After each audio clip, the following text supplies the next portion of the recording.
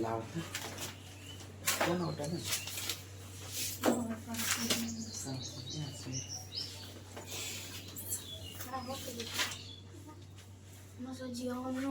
डंडा कहाँ है? हाँ आई डंडा है ना सर जी आई हम हम निकल कर सर जी के फोन कर दे हम तो वो ला कोई दिक्कत ना है पहले हमरा याद चाहिए आइला दूसरा दिन में याद चाहिए तो सर जी हम एकरा से कॉपी ले लेबे तम कर सुना दे वैसा ना है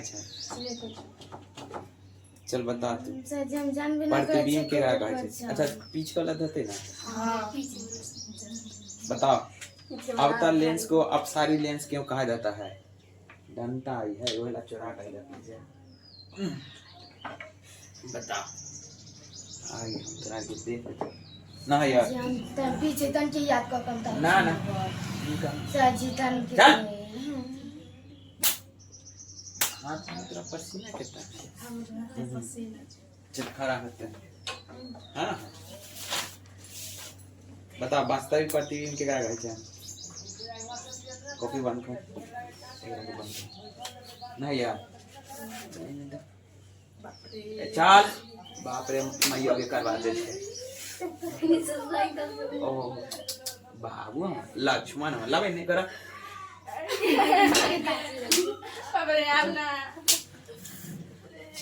तू बता दे प्रतिबिंब के क्या कहै छै किसी बिंदु से आती हुई प्रकाश की किरण लेंस से अपवर्तन के बाद किसी हाँ ठीक है जिस बिंदु स्रोत से आती हुई प्रतीत होती है प्रतीत होती है ठीक बढ़ जाए बाजू में कथी ना खड़ा होता है बताओ प्रतिबिंब क्या प्रकार के होता है दो प्रकार कौन कौन वास्तविक प्रतिबिंब काल्पनिक या आभासी प्रतिबिंब ठीक है वास्तविक प्रतिबिंब क्या कहै छै किसी बिंदु स्रोत से आती हुई अपवर्तन के बाद जिस बिंदु पर वास्तव में मिलते उसे वास्तविक प्रतिबिंब ठीक है वास्तविक प्रतिबिंब के गुण वास्तविक प्रतिबिंब के पर्दा पर प्राप्त किया जा सकता है वास्तविक प्रतिबिंब उल्टा बनता है देखो जब भी अगर मान लो सुना तो ई ना जे डर जे गलती है या सही है जे मन में है बोले चल जाए समझ में लो एना में के तो हृदय में टूट जाए छै अब बताओ आभासी या काल्पनिक प्रतिबिंब क्या कहै छै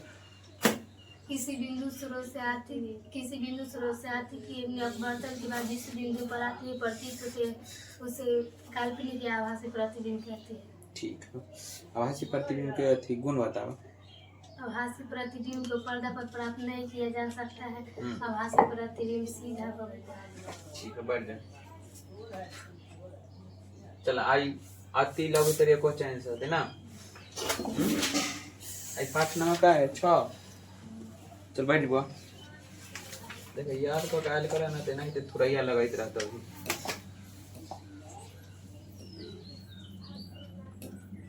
मक्खिया क्यों बैठे लगी चला देखा आई पाठ नंबर का है 6 है ना चल आई का थी पूरा थ्योरी हो गए ना आई होते अति लघु ये टाइप पे कुछ है ना चल क्या हुआ देख लेता क्या हुआ 39 गो चल न्यूमेरिकल क्या हुआ देख ल आंकिक प्रश्न क्या हुआ है 17 गो चल एक दिन होकर चला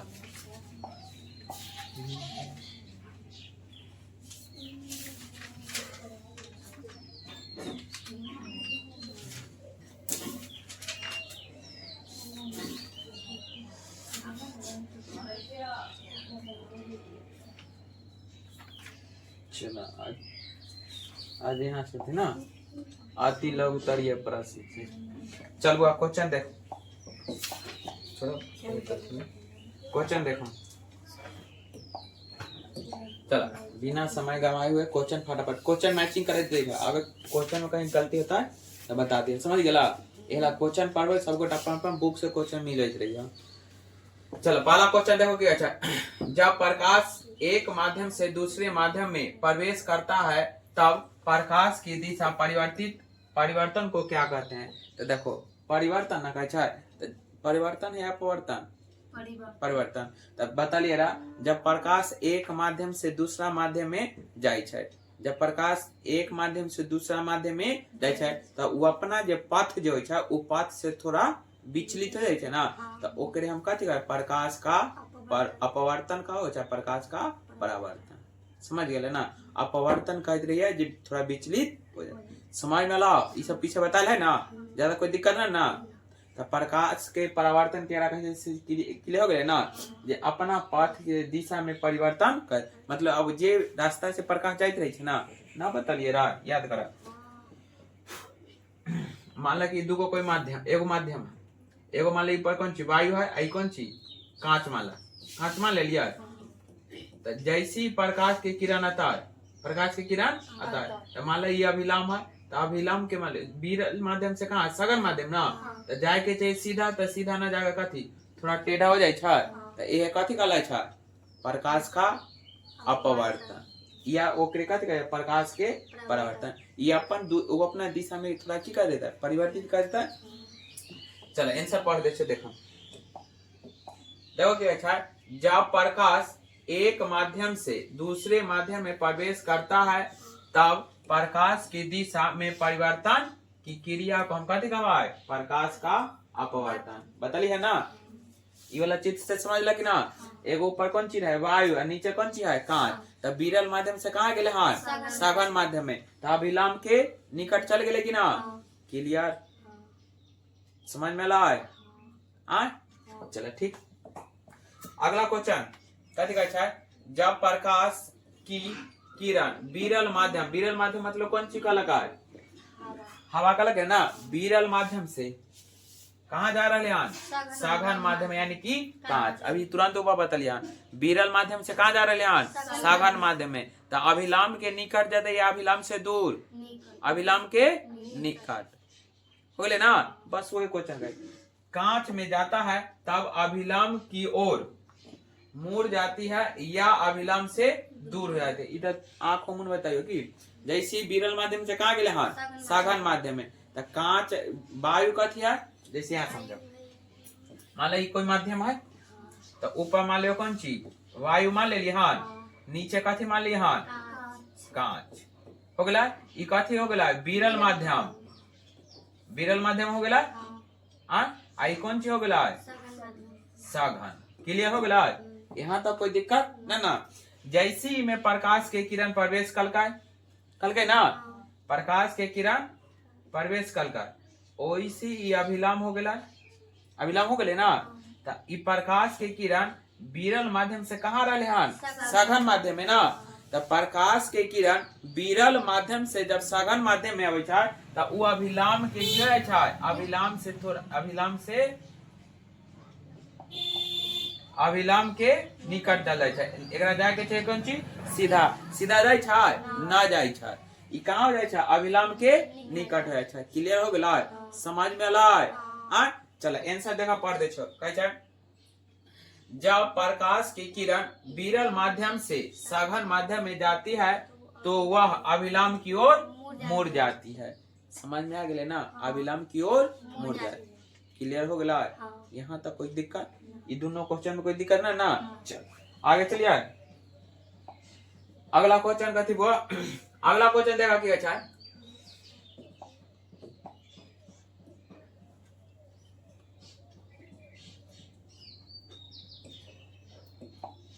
देखो कैसा है, जब प्रकाश की एक किरण माध्यम एक से माध्यम दो में जाती है, माध्यम एक से माध्यम दो में जाती है, तब वह अभिलाम से दूर हो जाती है। क्वेश्चन दूर मुड़ जाती है, दूर हो जाती है, कोई दिक्कत ना, मुड़ जाती है। दोनों में कौन माध्यम प्रकाशीय रूप से अधिक सघन है। ये क्वेश्चन बहुत अच्छा तरह से समझा, तो क्वेश्चन फिर से पढ़ दे छो। देखा कि अच्छा जब प्रकाश की किरण जब प्रकाश की एक किरण माध्यम एक से माध्यम दो में जाती है, तो यहाँ चित्र के माध्यम से समझा। ये कोई माध्यम है, एक मान ले कौन ची माध्यम एक मान लेवा, एक माध्यम दो, कोई दिक्कत यहाँ तक कोई दिक्कत है ना। चलो अब क्या अच्छा है, तब वह अभिलाम से दूर मुड़ जाती है। मान लो प्रकाश की किरण आ गया, ये अभिलाम हो गेला, ई समझे के लिए बना देली हां, टेढ़ा मेढ़ा हो जाय छै कोई दिक्कत ना। अभिलाम ई हो गेला, त अभिलाम के कथि कहै निकट या दूर, अभिलाम के दूर, यानी कि एने चलै छै जाय के जे कोन छै एकरा सीधा ना, मगर सीधा गेला अभिलाम के दूर हो गेला। धुआं बहुत ज्यादा करे छै, एकरा हटा के उधर करे।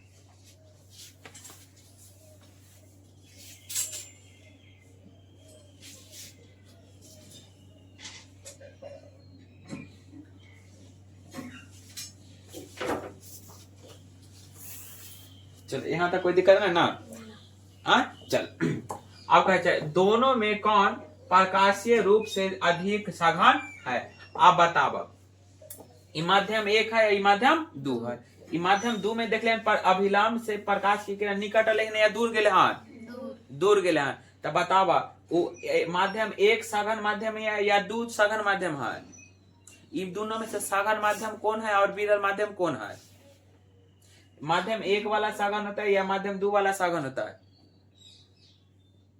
अरे गताल देखो, प्रकाश के किरण आ रहे हैं, प्रकाश के किरण आ रहे हैं, ये अभिलाम हो गेले। आ प्रकाश के किरण जब आ रहे हैं तो जब की बतले रहा, जब प्रकाश के किरण विरल माध्यम से सघन माध्यम में आवे छै तो वो अभिलाम से दूर हो जाय छै। अभिलाम से विरल माध्यम से अगर सघन माध्यम है तो अभिलाम के निकट, आ जब सघन माध्यम से विरल माध्यम में जाय छै तो अभिलाम से दूर हो जाय छै। तो ई बतावा, ई आ रहले प्रकाश की किरण अभिलाम के निकट जाय छै, अभिलाम से दूर, तो माध्यम 1 कौन माध्यम हो जाता है? हाँ, माध्यम 1 हो जाता है सघन माध्यम, और माध्यम 2 हो जाता है कौन चीज? विरल माध्यम। समझ में लाओ, ये क्वेश्चन समझ में लाओ। चला तो ओहे कह रहे हैं, देखो माध्यम 1 कौन चीज है? हवा है। माध्यम 1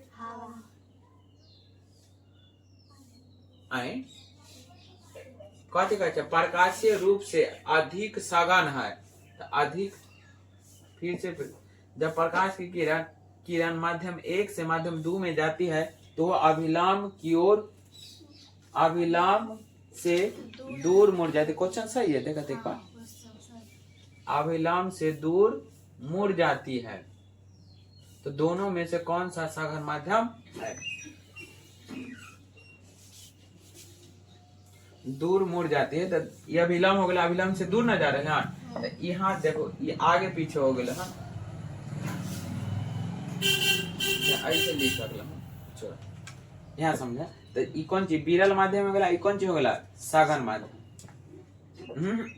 ई हो जाता है कौन चीज? ई वाला 2 वाला हो जाता है कौन चीज? सघन माध्यम। देखो यहाँ की कहै छै, क्वेश्चन सही लिखल है सर। देखो माध्यम 1 कौन चीज है? हवा, और माध्यम 2 की अपेक्षा ज्यादा सघन है। ये माध्यम 2 जो है कौन चीज है?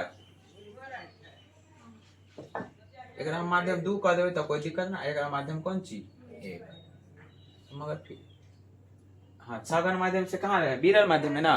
तो सघन माध्यम से विरल माध्यम में तो अभिलाम से दूर। तो वही बात यहाँ देखला, फिर से देखा, जब हवा में से कहाँ प्रवेश कर लिया? कांच में। हवा में से कांच में।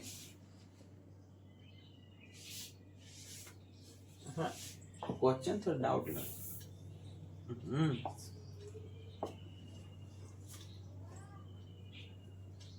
दूर मुड़ जाती है, तो दूर मुड़ जाती वही होता है। तो देखो कैसे हवा, माध्यम 1 हवा है तथा माध्यम 2 कांच है। ठीक है, देखो सघन माध्यम से कहाँ लिया ना अपना के? विरल माध्यम। सघन माध्यम से विरल माध्यम। जब सघन माध्यम से विरल माध्यम अच्छे तो कौन सी? अभिलाम से दूर। बस वही बात है और कुछ ना।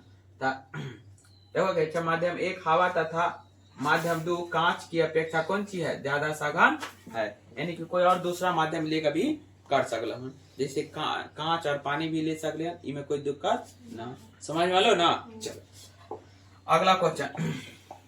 अगला क्वेश्चन की कहै छै? वायु में प्रकाश की 1 सेकेंड में लगभग कितनी दूरी तय करती है? तब हम कांच के भी बता दिलिए रहा, वायु में भी बता लिए रहा, प्रकाश में भी बता दे, निर्वात में भी बता ले।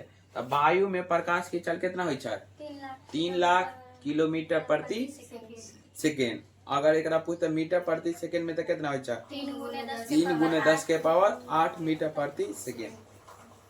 अगर पानी में पूछते था, हाँ पानी में पूछते थे कितना है? 2,25,000 किलोमीटर प्रति सेकेंड। कॉपी में एक बार देख ला ना, लिखा ली शब्द लिखा ले है। अब सब उनाटा पहले दिन में ऐसा ही लिखा लिया ना।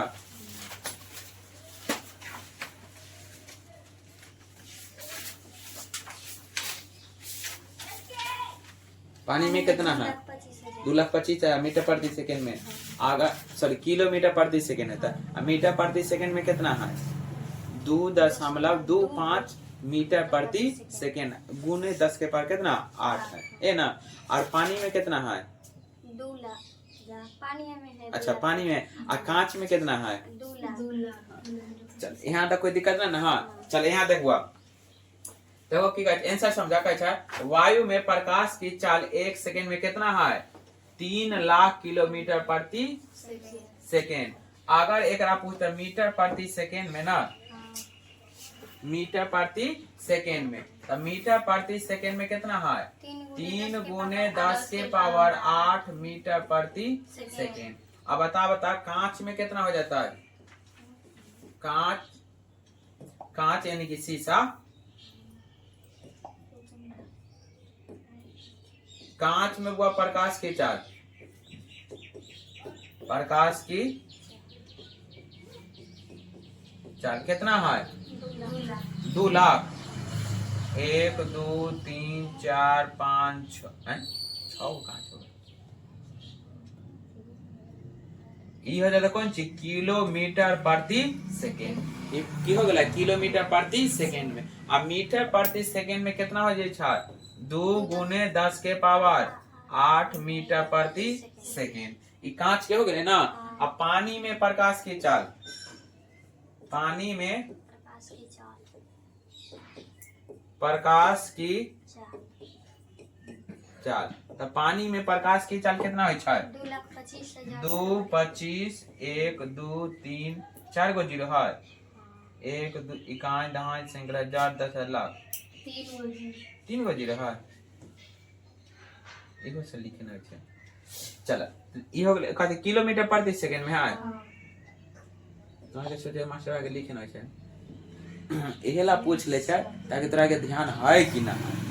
चल किलोमीटर प्रति में सेकेंड। यहाँ तक कोई दिक्कत है ना? अगर पूछता मीटर प्रति सेकेंड में तो 2.25 है ना मीटर प्रति,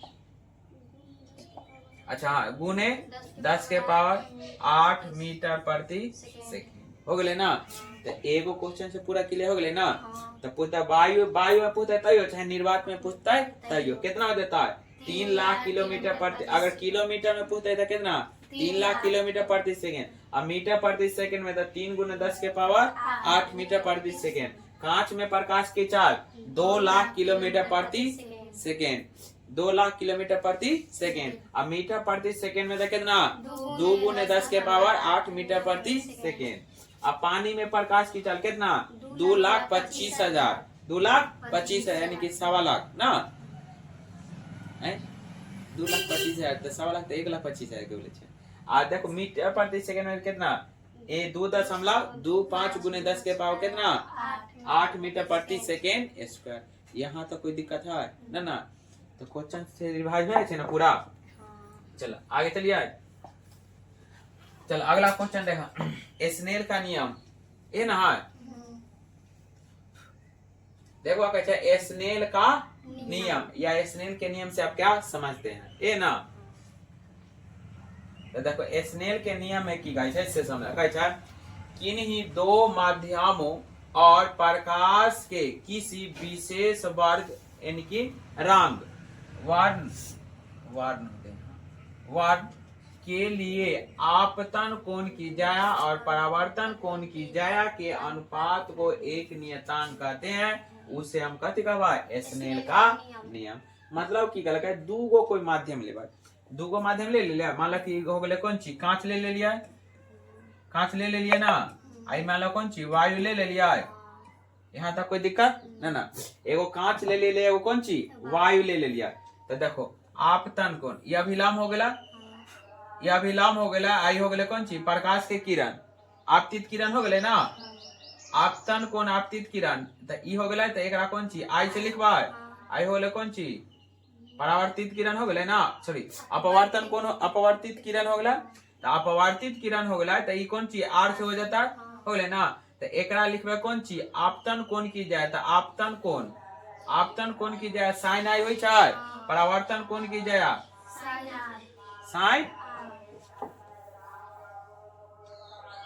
साइन आर ए ना। तो यह कारण है स्नेल के नियम एक अच्छा जे आपतन कोण की जाए और परावर्तन कोण की जाए के अनुपात को हम कथी कहबे स्नेल का नियम कहा जाए, यानी कि एक प्रकार की कथी है नियतांक है। यहाँ तक समझ में लाए, चित्र के माध्यम से समझ में लाओ कि ना।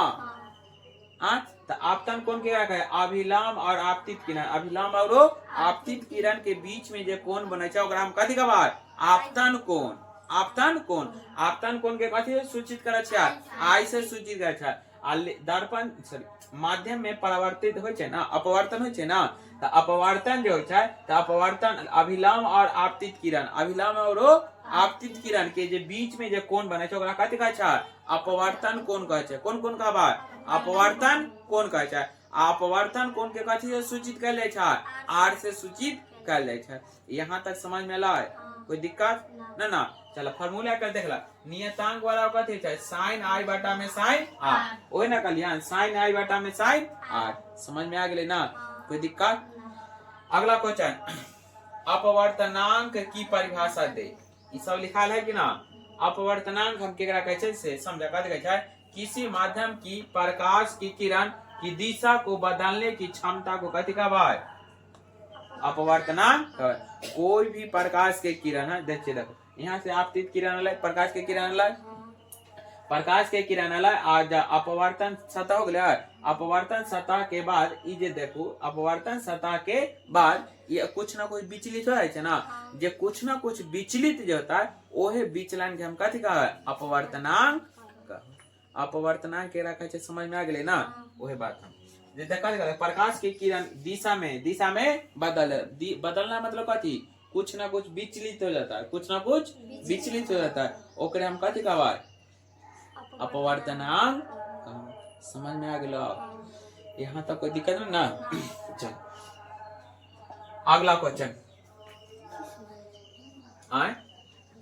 अगला क्वेश्चन देखो क्या है, किसी माध्यम का अपवर्तनांक अधिक होता है सघन माध्यम या विरल माध्यम। तो सब गोटा जाना चाहिए। अच्छा बताओ कौन माध्यम का अपवर्तनांक ज्यादा होता है, सघन माध्यम के या विरल माध्यम के। चार्ट एगो देखियो हो, चार्ट देखलिए लिखलिए रा, एक तरफ ठोस वाला लिखलिए अपवर्तनांक, एक तरफ द्रव वाला। का द्रव के अपवर्तनांक ज्यादा होता है या ठोस के अपवर्तनांक ज्यादा होता है। मोटी ठोस के अपवर्तनांक ज्यादा होता है और द्रव के अपवर्तनांक कम होता है। द्रव के हम मजबूत सघन कहबे, सॉरी ठोस जो होता है ओकरा मजबूत ताकतवर सघन कहबे और द्रव के कमजोर सघन कहबे, यानी कि विरल ओकरा मान सकलिए। समझ में लो। तो यहाँ वही क्वेश्चन पूछ रहे हैं जे अधिक अपवर्तनांक वाला सघन माध्यम होता है या विरल माध्यम। तो कौन माध्यम सघन माध्यम हो गया। चल अगला क्वेश्चन, पानी का अपवर्तनांक कितना है 1.33 लिखा है ना। इसका प्रकाशन कथी है प्रकाशन क्या तात्पर्य है। देखो कि अच्छा इन से खाली पढ़े वाला देखो, पानी में प्रकाश की चाल कौन सी है शून्य में प्रकाश की चाल कितना हो जाए 1.1/1.33 के गुना अथवा कितना 3/4 होती है। यानी कि कथी कहलक है जे पानी में प्रकाश की चाल कितना लगभग कौन चीज है शून्य में प्रकाश की चाल कितना है 1/3, यानी कि लगभग मान सकते कितना के बराबर 3/4 के बराबर कुछ इस ऑब्जेक्टिव का पे याद रखियो। अगला पासार विस्थापन, ये बता दिले ना पासार विस्थापन क्या कहै से। पासार विस्थापन से आप क्या समझते हैं। तो देखो इमे की कहै छै जे आपतित किरण और निर्गत किरण, आपतित किरण और निर्गत किरण के जे बीच के जे दूरी होय छै ओकरे हम कथि कहै छै पासर विस्थापन कहै छै। जैसे में देखो जे ई कोई माध्यम है ना, तो ई में माध्यम है तो देखो ई में प्रकाश के किरण अलै तो जब ई अभिलंब हो गेला, अभिलंब मान लेलिए ना, तो मान लो ई विरल माध्यम से सघन माध्यम में गेले हैं, विरल माध्यम से सघन माध्यम में गेले हैं, तो ई मान लो थोड़ा मुड़ गेला, मान लो कि अब इस सघन माध्यम से कहाँ जाता है विरल माध्यम में, तो ई मान लो अभी अभिलंब हो गेला, तो अभिलंब हो गेला विरल माध्यम से कहाँ सघन माध्यम में, तो ई हो गेले कौन चीज दूर चल जाते कि ना, तो दूर चल जाते तो एक अगर डॉट डॉट लाइन से मिला हो तो ऐसे चल जाता है, ऐसे ऐसे आ जाते ना, तो ई हो गेले कौन चीज, ई वाला आपतित किरण, ई वाला आपतित किरण हो गेला, एक मान लो कौन चीज निर्गत किरण। आपतित किरण और निर्गत किरण के ई जे बीच में कुछ ना कुछ दूरी हो गए ना, तो आपतित किरण और निर्गत किरण के जे बीच के जे दूरी होता है ओकरे हम कथी कहबै पासर विस्थापन कहबै। यहाँ तक समझ में लो, इस चित्र के माध्यम से है बताल कि ना, है ना, यहाँ तक कोई दिक्कत है ना ना, चल आगे चलियो, चल यहाँ तक कोई क्वेश्चन में दिक्कत,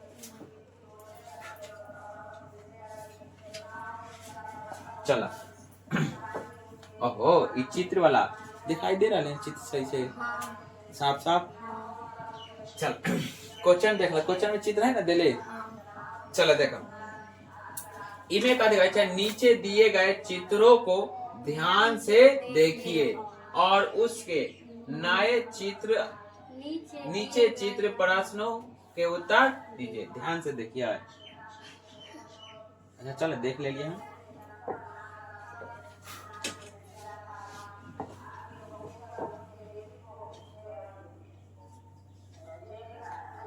चलो क नंबर क्वेश्चन में देखो की अच्छा जे क की कहे छै 1, 2 एवं 3 में कौन निर्गत किरण नहीं हो सकती है।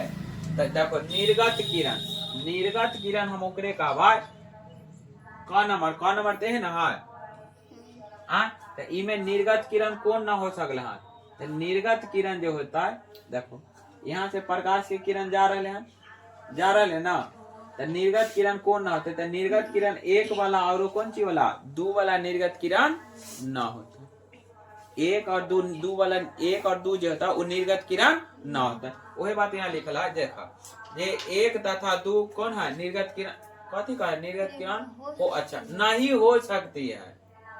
तो देखो आए चित्र सही है, सही है ना, हाँ क्वेश्चन फिर से देखला कहते हैं 1 और 2 एवं 3 में कौन निर्गत किरण नहीं हो सकती है। 1 और 2 जो है उनमें से 1, 2 और 3 इन तीनों में से पूछा है जो कौन ऐसा किरण है जो निर्गत किरण न हो सकला है। तो देखो 1 और 2 वाला जो है वो निर्गत किरण है, तो कौन वाला निर्गत किरण ना होता है 3 वाला ना, तो यहाँ आंसर थोड़ा उल्टा लिख देते हैं, 1 और 2 कौन सा किरण है निर्गत किरण हो सकती है, आता लिख सकते हैं यहाँ कौन चीज अथी 3 वाला जो है 3 हो गए ना, तो निर्गत किरण नहीं होगा, निर्गत किरण नहीं है, हो गया। चल अगला का दिखाई है ख में,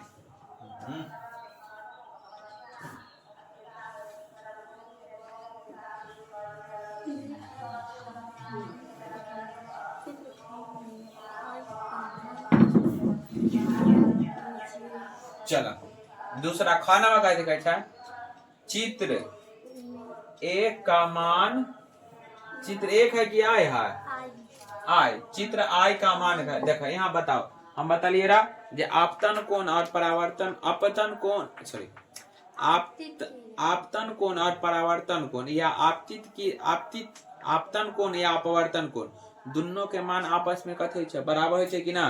तो यहाँ ख नंबर देखा यहाँ आई है तो यहाँ आई है यहाँ क्या डिग्री 60 डिग्री, तो ई एकर मान भी कितना हो जाता है 60 डिग्री। समझ में आए ना? तो याद रखिए ना पीछे आपतन कोण की जया बाटा में कौन चीज परावर्तन कोण की जया, यानी कि जितना आपतन कोण होता है उतना ही परावर्तन कोण भी होता है, यानी कि जितना आपतन कोण होता है उतना ही अपवर्तन कोण भी होता है। समझ गए ना? ई कथी अपवर्तन के नियम में बतलिए ना, आपतन कोण और परावर्तन कोण दोनों आपस में क्यों जाय छै बराबर होय छै ना। तो ई पूछे छै द आई यहाँ भी देले है और यहाँ आई देले है, ये कौन चीज हो गेला आर हो गेला। तो हम लिखा छै ना आई बराबर आर, आई बराबर आर। तो आई के मान अगर हम पूछे छै आर के मान कितना देले है 60, तो ना हो जाता है। समझ में लो? चलो वो आंसर है ख में का छै, ख में चित्र का ख का मान कितना होगा 60 डिग्री होगा। समझ में लो? चलो आगे अगला गाना क्या है, चित्र में सिल्ली से होकर गुजरने वाली किरणें की पथ दर्शाइए। तो देखो प्रकाश के किरण लंबवत आ रहे हैं कि ना, हाँ नंबर में समझा। प्रकाश के किरण कथी हो रहे हैं लंबवत आ रहे हैं। तो प्रकाश के किरण जब लंबवत होय छै तब विचलन होय छै ना होय छै, उ सीधा की होय छै निकल जाय छै। एकर चित्र नीचे देखला है ना, जब प्रकाश के किरण जब पड़े तो प्रकाश के किरण विचलन कन होला हाँ ना होला, वो अभिलंब से सीधा निकल गेला है। समझ में आ गेले ना? चले ये बात नीचे लिखल गेले है, देखा सिल्ली से होकर गुजरने वाली किरण पथ पर क्या होता है सीधा निकल जाता है, विचलन होला है तुमको ना, सीधा निकल जाता, सीधा हो जाता है। किरण के पथ किरण के पथ को इसी रेखा में चित्र द्वारा दर्शाया गया है। तो देखो चित्र द्वारा दर्शा के दिलिए कि ना, यहाँ तक समझ में आलो? हाँ कोई दिक्कत ना? सही से भाई।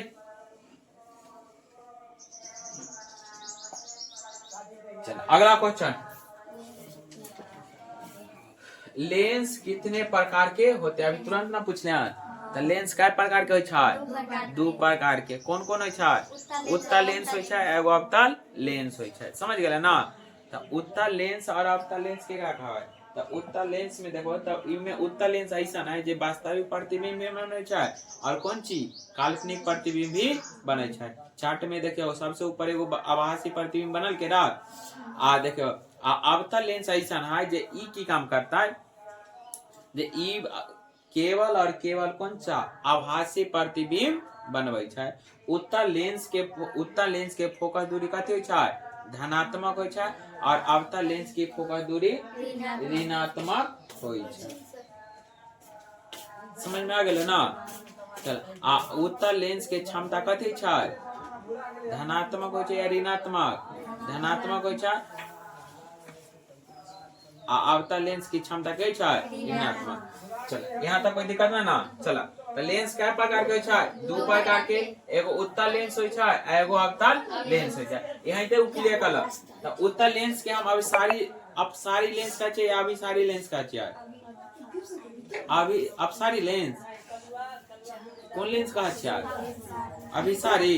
अवतल लेंस के अपसारी। तो देखो उत्तल लेंस के हम अभिसारी लेंस का लगा चाहिए, ताकि देखो उत्तल लेंस जो है वो प्रकाश बहुत सारा प्रकाश के किरण के एक ही बिंदु पर लाकर मिला दे छै, मगर अवतल लेंस में के छै ई जे बहुत सारा किरण जे जाय छै वो एक ठाम न मिला के की करे छै फैला दे छै। एही लेल ओकरा कथि कहै छै अपसारी।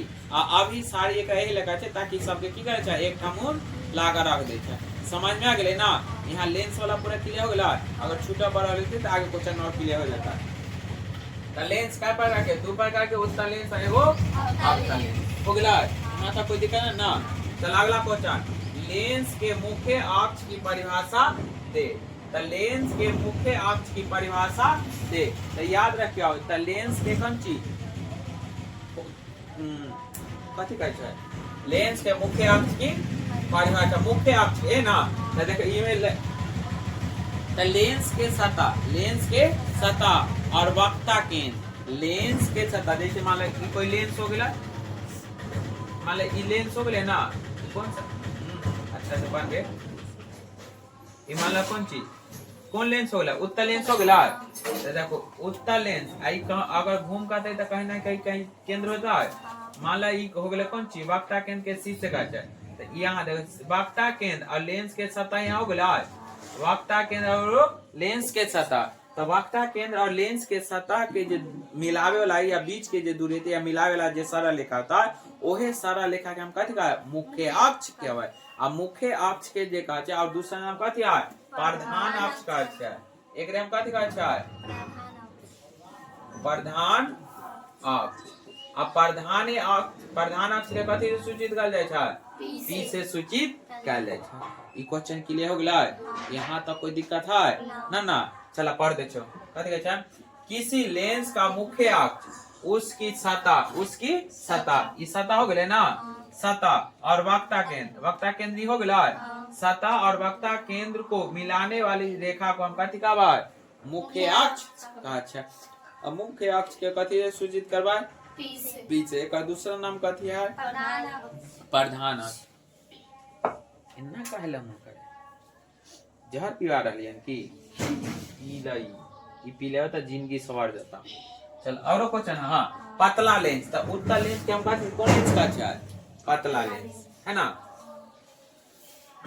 देखबो कहै छै पतला लेंस हम केरा कहै छै पतला लेंस ए ना देखबो की होइ छै पतला लेंस एक ऐसा लेंस है जिसे होकर जाने वाली किरणें लेंस से अपवर्तन के बाद बिना विचलन के क्या होता है सीधा निकाल जाता है पतला लेंस हम ओकरे कहबै जे पतला लेंस हम ओकरा कह सकले जे ई में जब भी प्रकाश के किरण आता है तब बिना विचलन के क्या हो जाता है सीधा मार्ग में निकल जाता है यानी कि हम बतलिए ना पीछे जे अभी यानी कि लंबवत कोई भी प्रकाश के किरण हो जाए तो वो बिना विचलन के क्यों जाए सीधा निकाल जाए यहाँ तक कोई दिक्कत है ना चल अगला क्वेश्चन कागो क्वेश्चन होला 14 है अगला देखो कहिए प्रत्येक लेंस के कितने मुख्य फोकस होते हैं तब पीछे बतले सबके दू गो फोकस होय छै ना एगो प्रथम फोकस होय छै एगो द्वितीय फोकस लेंस के किस मुख्य फोकस को लेंस का फोकस कहा जाता है ई ज्यादा कुछ ना इधर पढ़ते छै प्रत्येक लेंस में कागो फोकस होय छै दू गो होय छै एगो प्रथम मुख्य फोकस एगो द्वितीय मुख्य फोकस हो गेले ना देखा कहै छै किसी लेंस में दो मुख्य फोकस होते हैं ये पीछे हम बता दिए ना कोई भी लेंस में क्या मुख्य फोकस होय छै दो गो होय छै जिन्हें F1 तथा F2 द्वारा दर्शाया जाता है अतः लेंस के प्रथम मुख्य फोकस के कथी कहै छै F1 यानी कि प्रथम मुख्य फोकस जो होता है ओकरा कथी से सूचित करबा F1 से आ द्वितीय मुख्य फोकस होता है ओकरा कथी से F2 से सूचित करबा अवतल लेंस का फोकस F1 को अवतल लेंस का फोकस कहा जाता है तथा द्वितीय मुख्य फोकस को कथी कहै छै 2F F2 से ना एकरा कथी कहबा उत्तल लेंस का फोकस कहा जाता है इमे ज्यादा कुछ लोड लेवे वाला ना समझ गेले ना चल अगला क्वेश्चन उत्तल लेंस के सामने किसी वस्तु को कहाँ रखने पर उसके आकार के बराबर के आकार का वास्तविक प्रतिबिंब बनाता है तो देखो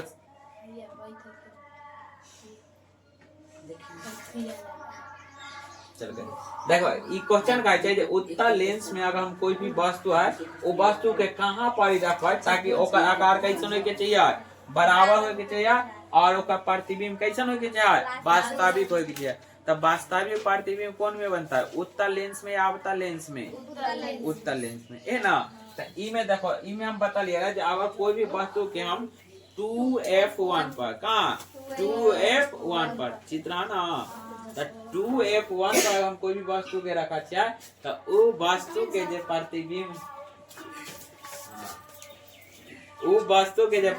बनता है वो वस्तु के कहाँ प्रतिबिंब बनता है तो वो वस्तु के जो प्रतिबिंब बनता है बराबर और कौन चीज वास्तविक आकार के बनता है कहाँ पर रखे के है 2F1 पर समझ गया ना यहाँ तक कोई दिक्कत है ना चलो पढ़ देते क्या है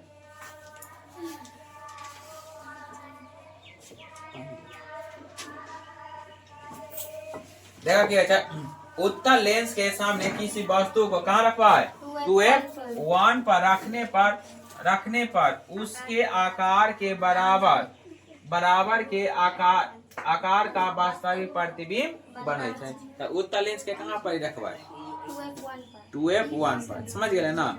चल यहाँ तो कोई दिक्कत नहीं ना। हाँ चल अगला क्वेश्चन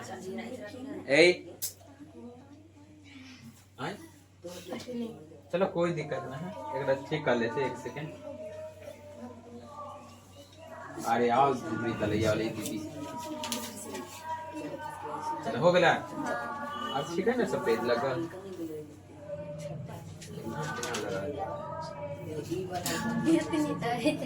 चला सब छोटा छोटा क्वेश्चन है। चल देखो फोकस दूरी किस लेंस की धनात्मक होती है, उत्तल लेंस के या अवतल लेंस के।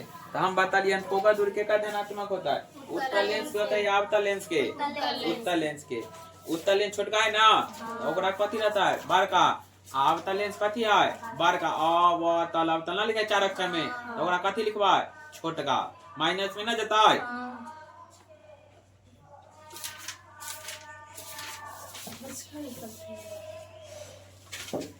चल अब पूछा है केकर फोकस दूरी धनात्मक होता है, क्या होता है उत्तल लेंस के। तो अवतल के कथी देता है अवतल के कथी देता है ऋणात्मक ना। चल यहाँ तक कोई दिक्कत नहीं ना। चल अगला क्वेश्चन, जिस माध्यम का अपवर्तनांक कम होता है उसमें प्रकाश की चाल कम होती है या अधिक। तो देखो अपवर्तनांक अगर कम होता है तो सघन माध्यम होता है या विरल माध्यम, करिए क्या मसा दे। अपवर्तनांक कम होता है, कथी यहाँ का है अपवर्तनांक कम होता है, और अपवर्तनांक कम होते तो उनमें प्रकाश की चाल कथी होता है कम होता है या अधिक। तो देखो जे माध्यम के अपवर्तनांक अगर कम होता है उनमें प्रकाश की चाल अधिक होता है। तो जब प्रकाश की चाल जब अधिक होता है तो सघन माध्यम होता है विरल माध्यम, तो विरल माध्यम होता है, समझ गए।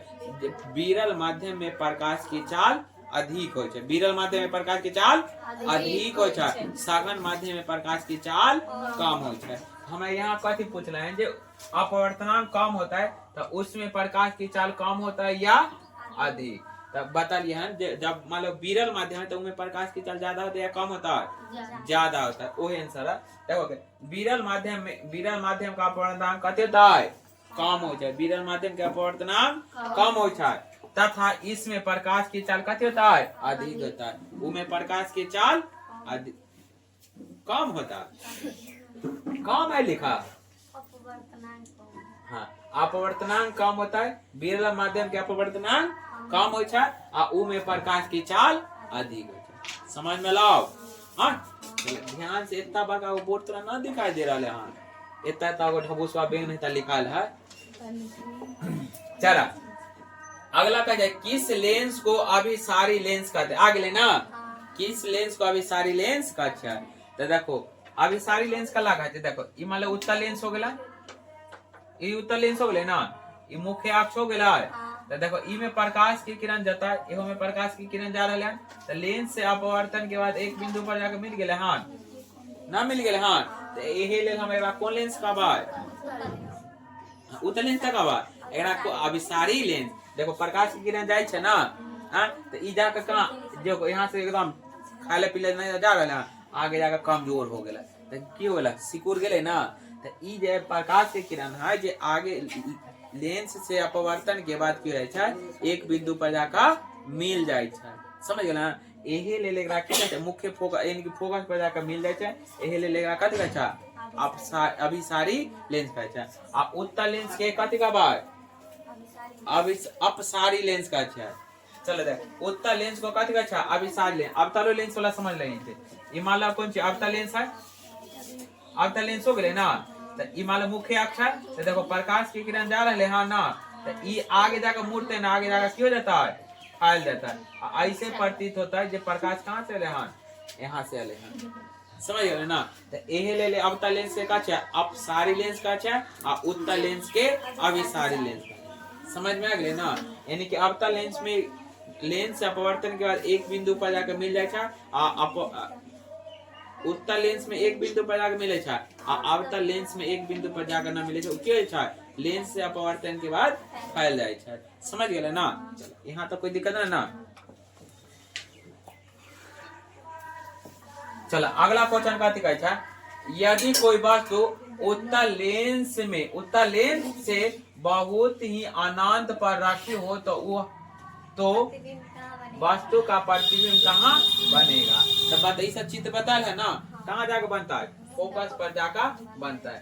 जब अनंत पर रखवाए ना है ना 6 को बता लिया ना तो 6 वाला देख लिया। अच्छा चार्ट पेपर लिखा लिया वो वाला में देख लिया।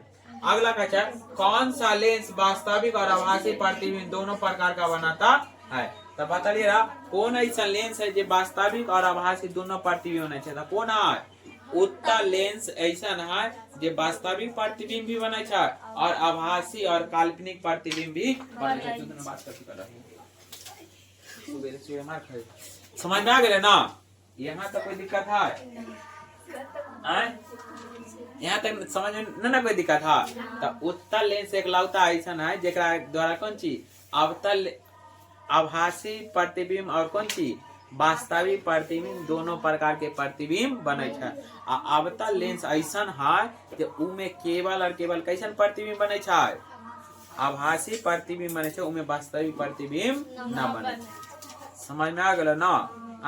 चार्ट पेपर जो है ना वो वाला अच्छा तरीका से याद रखो और कोई दिक्कत ना। समझ में आ गया ना। चला आंसर देखो कहेगा उत्तल लेंस द्वारा किसी वस्तु का वास्तविक और आभासी दोनों प्रकार का प्रतिबिंब बनाता है। तो उत्तल लेंस द्वारा दोनों प्रकार के प्रतिबिंब बने छे वास्तविक प्रतिबिंब और आभासी प्रतिबिंब।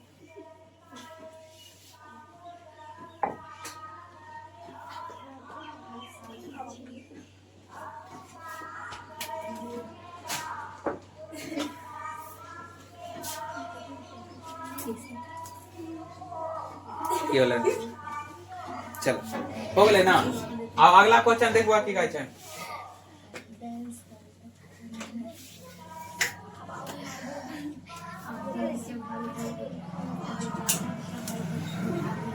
अगला क्वेश्चन बुआ कहै छै यदि किसी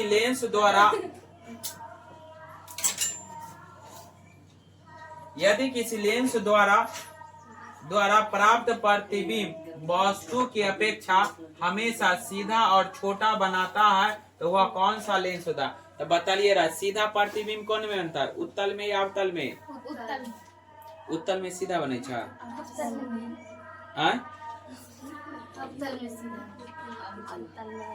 अवतल में सीधा बनाई छे हो गए ना।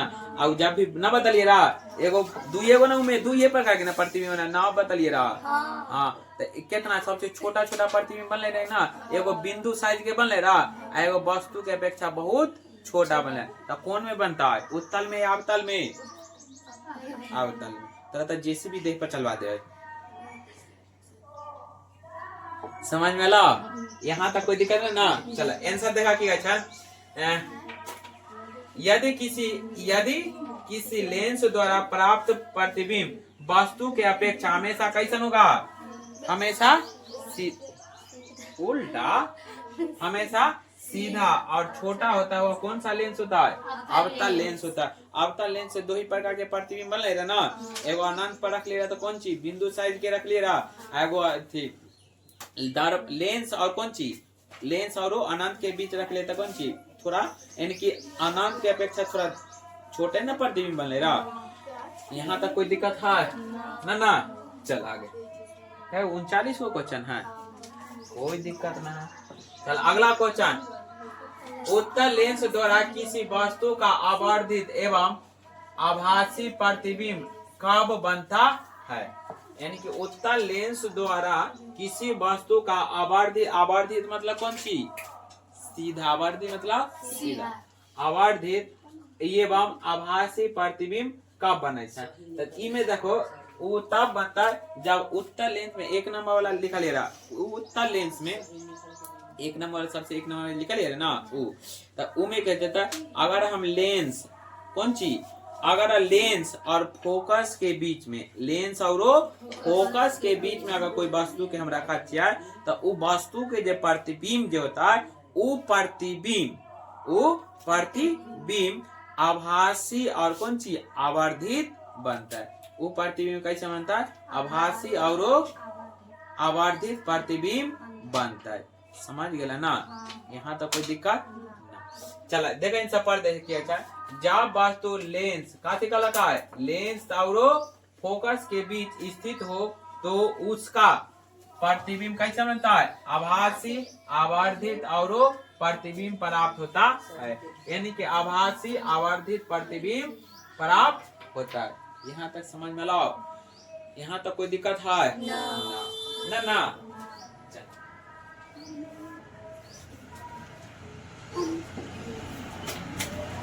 अगला क्वेश्चन,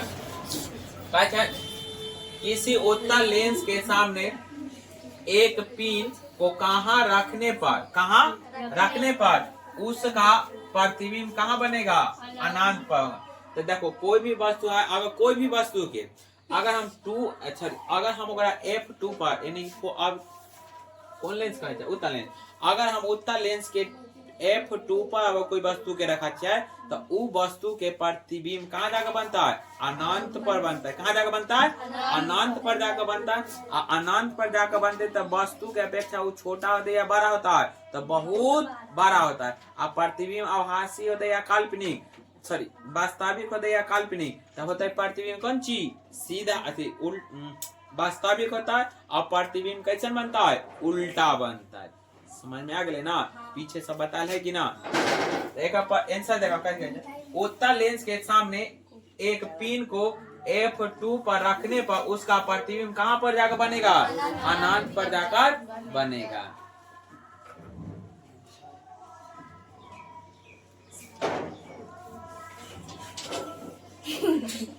चल अगला देखा की अच्छा दैनिक, अगला क्वेश्चन 24 नंबर क्वेश्चन, दैनिक जीवन में लेंस के दो साधारण उपयोग को बताए।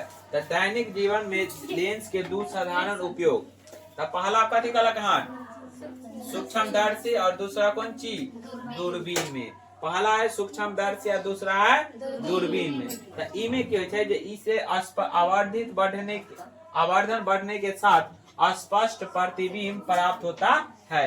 अधिक लेंस के कारण अधिक लेंस के सहयोग का उपयोग किया जाता है। तो इमें खाली याद रखे के जो दैनिक जीवन में ज्यादातर उपयोग करता है सूक्ष्मदर्शी और कौन सी? दूरबीन में। एक इमें लेंस के एहला उपयोग करते हैं, तो इमें छोटा उत्तल लेंस वाला उपयोग एहला करते हैं।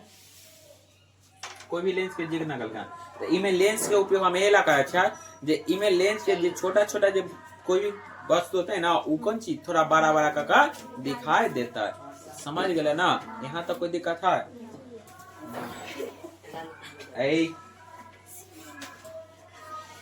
अगला 25 नंबर क्वेश्चन का है, सिनेमा हॉल के पर्दे पर दिखने वाले चित्र वास्तविक या आभासी होते हैं। तो बता दिलिएगा जो पर्दा पर प्राप्त होता है वो कौन प्रतिबिंब होता है?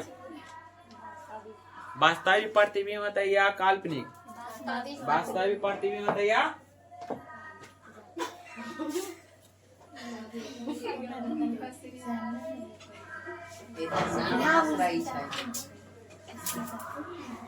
मत लिखना देख होते हो कथी ला कथी अरे कुछ आप नहीं तो उठा दे ना बस हो गया। अब तो उतना पढ़ा लिखल कितनो पढ़ा लिखल है ना तैयो देखा छो कोई भी चीज में तो का लगा भी कोई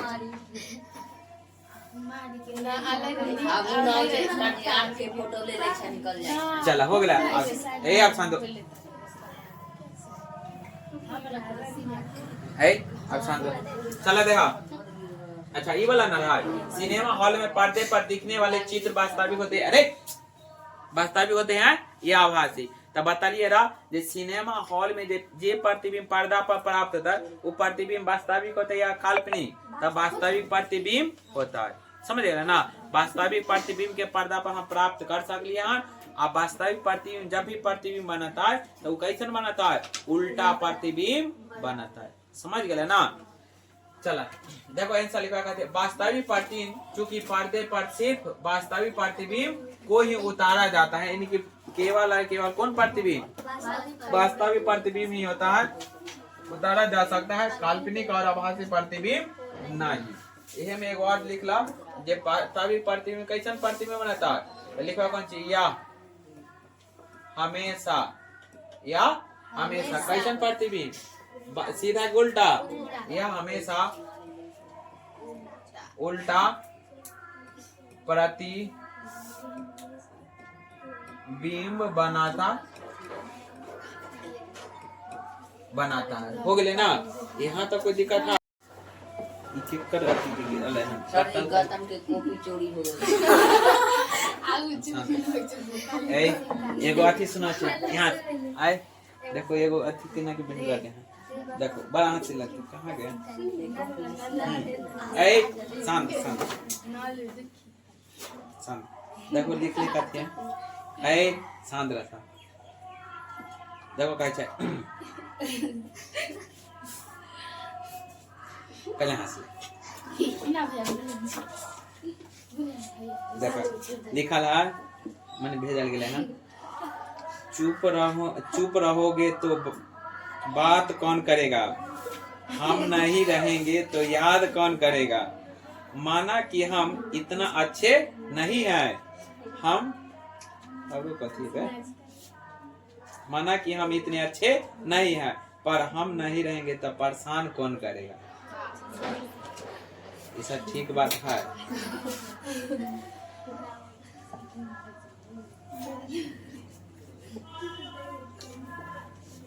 चल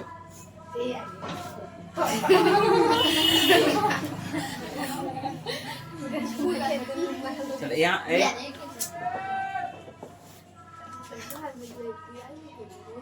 चल अगला क्वेश्चन चला कौन क्वेश्चन है? 26 नंबर होता है।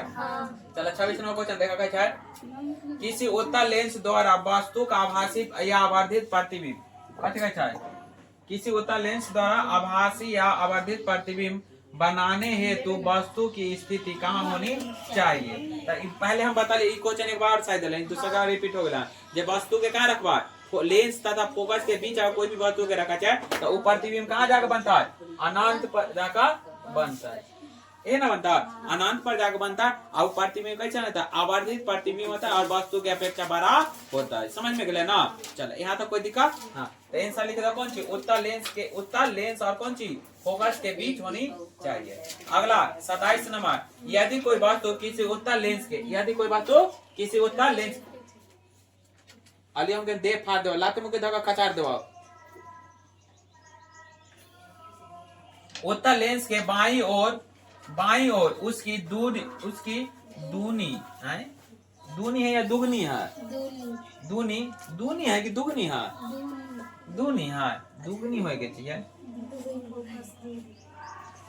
दूनी फोकस दूरी पर रखी हो तो उसका प्रतिबिंब कहाँ बनेगा, ये ना करल है जे अगर कोई भी अगर उत्तल लेंस के बाईं ओर अगर कोई भी वस्तु के हम दुगनी फोकस दूरी पर रखा चाहे तो ओका प्रतिबिंब कहाँ जाकर बनता है। तो अगर हम कोई भी उत्तल लेंस में कोई भी वस्तु के अगर हम 2f2 पर कहाँ 2f2 पर अगर कोई भी प्रतिबिंब वस्तु रखा चाहे तो वो वस्तु का प्रतिबिंब कैसे बनता है, वास्तविक बनता है, वस्तु के आकार के बराबर बनता है और कौन चीज उल्टा बनता है, उल्टा बन देता है ना वास्तविक होता है। तो ये आंसर ज्यादा कुछ ना देखा, यदि कोई वस्तु किसी उत्तल लेंस के बाईं ओर कहाँ रखवा है, बाईं ओर उसकी दूनी फोकस दूरी पर दुगनी होगी चाहिए, यहाँ दूनी क्वेश्चन में लिखा है, हाँ दुगनी होगी चाहिए, दूनी फोकस दूरी पर रखी हो तो उसका प्रतिबिंब कहाँ जाकर बनेगा,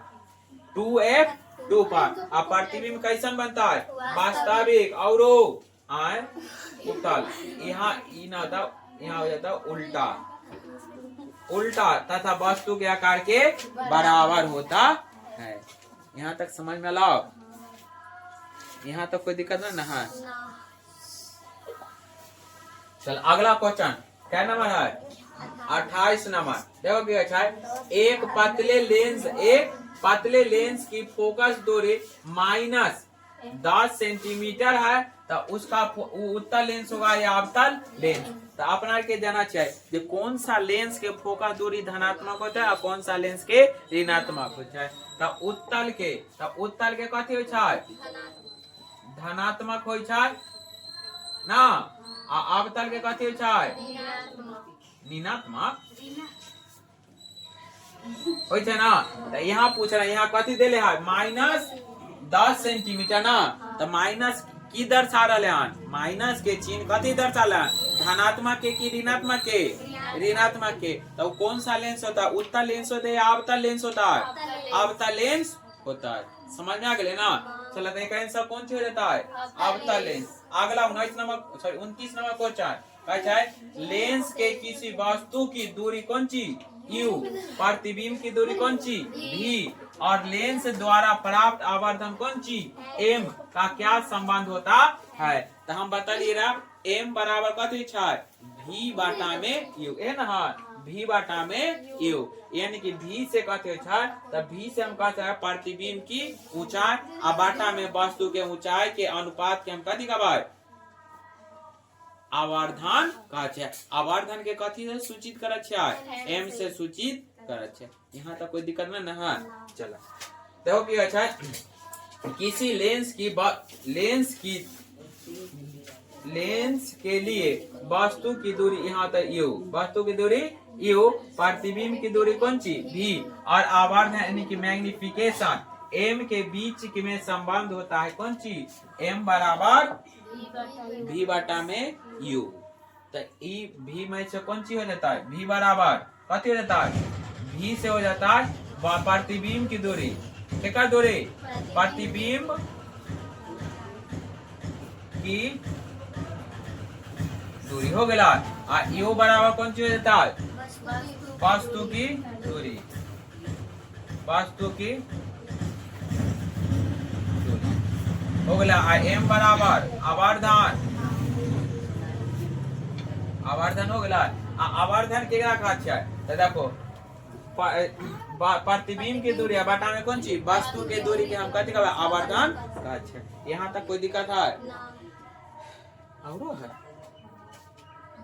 1 2 3 4। अच्छा चलो अगला कौन सा 30 नंबर क्वेश्चन। 30 नंबर देखो क्या है किसी लेंस से किसी वस्तु की दूरी कौन सी u, प्रतिबिंब की दूरी v, और लेंस की फोकस दूरी f में क्या संबंध है। तो ये फार्मूला पूछ रहा है तो इतना देना चाहिए 1 बटा। अच्छा ये फार्मूला सिद्ध ना करिए हाँ। अच्छा एक दिन वो में सिद्ध कर देवे न्यूमेरिकल जो दिन बनावे ना वही दिन ओके सिद्ध कर देवे। तो 1 बटा v बटा में 1 बटा u, ये बटा में कौन सी 1 बटा f, एक आंसर है इस पर पढ़ लिया था। 31 नंबर क्वेश्चन किसी लेंस की फोकस दूरी और उसकी क्षमता के में क्या संबंध है। तो संबंध यानी कि फार्मूला तो बता लिए पीछे ना। जे देखो लेंस की क्षमता उसकी फोकस दूरी के कहते छै व्यस्कर्मानुपाती होय छै। व्यस्कर्मानुपाती कौन ची उल्टा होय छै, व्यस्कर्मानुपाती मतलब उल्टा होय छै। त ए फोकस सॉरी क्षमता के कथी से सूचित है p से। त p बराबर कौन ची हो जाता है 1 बटा f, वही फार्मूला पूछ रहे हैं। त p बराबर कौन ची है 1 बटा f, कोई दिक्कत ना। f से कथी हो जाता है फोकस दूरी, f से फोकस दूरी और p से कौन ची क्षमता हो गया। यहाँ तक कोई दिक्कत है ना। अगला क्वेश्चन 32 नंबर लेंस की क्षमता का ऐसा मात्रा क्या होता है। तो देखो लेंस की क्षमता का ऐसा मात्रा कौन सी मीटर इनवर्स मीटर इनवर्स हो जाए, जिसे हम कौन सी डायोप्टर भी कहते हैं। इसे बता ला ज्यादा कुछ लोड लेवल लाना। 33 नंबर किसी व्यक्ति के चश्मे में लगे लेंस प्लस है। अच्छा तो प्लस लगला हाँ तो धनात्मक है कि ऋणात्मक, धनात्मक ई प्लस है ना। तो कौन लेंस के फोकस दूरी है अवतल लेंस के या उत्तल लेंस के।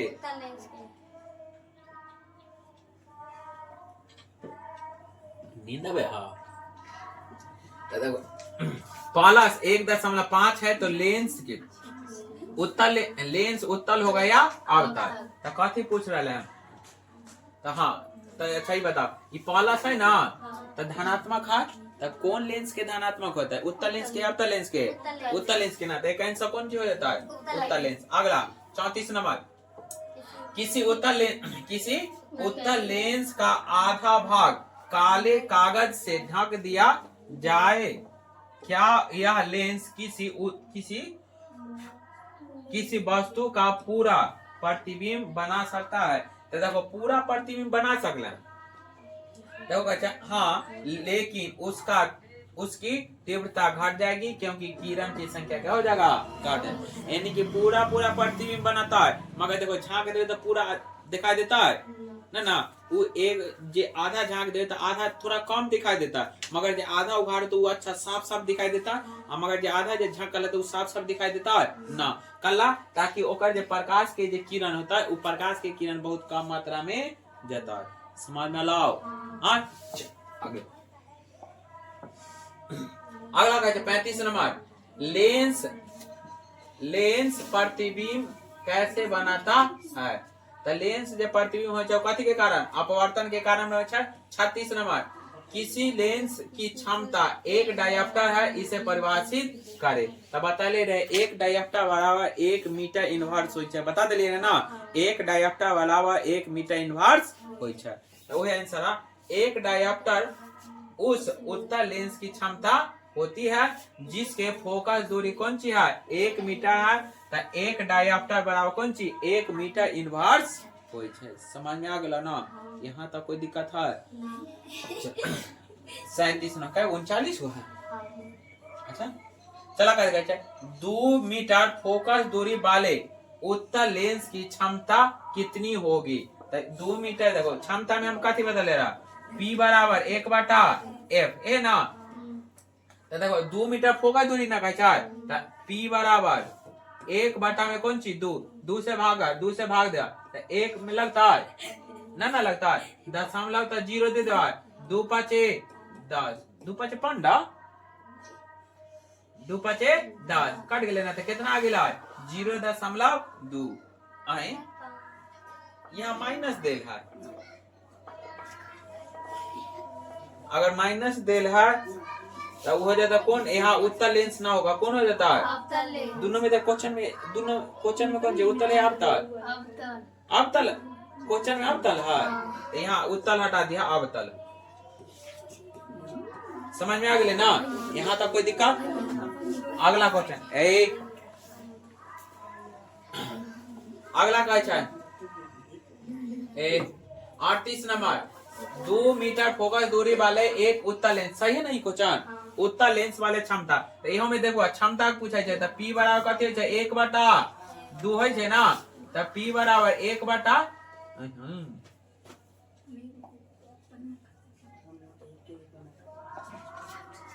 एक बटा F हो, तो 1/2, 2 से भाग करे तो कितना? 0.5। अगला तो एक आंसर कितना हो जाता है? 0.5। अगला लास्ट क्वेश्चन, एक लेंस की क्षमता कितना है? +5D है, तो यह किस प्रकार का लेंस होगा? तो देखो प्लस दर्शा रहे हैं, तो प्लस दर्शा उत्तल होता है या अवतल होता है?